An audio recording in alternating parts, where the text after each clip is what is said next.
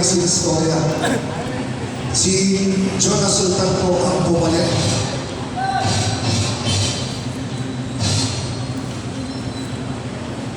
Nagkaroon po naman bigla ang laban na hindi po niya inaasahan. So asahan po natin mahirap po manalo ng pagkaroon. Dapat po ang nalaban doon sa British ay si Casimiro.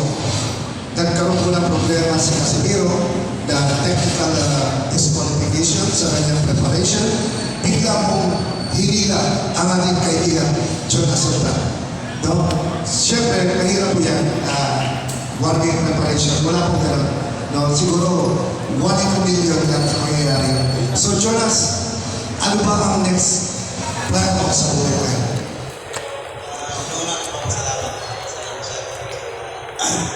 Salamat po sa invitation, saka papasalamat din ako nakabalik din ako dito. Saka shoutout kay Kuya Sani Kuya. Abangan ko lang yung laban ko sa June 1 kung matuloy sa Midas po. Sa Midas.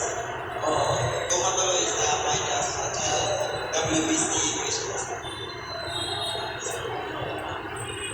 O sige, June 1, good luck sa Midas Hotel na po gagawin.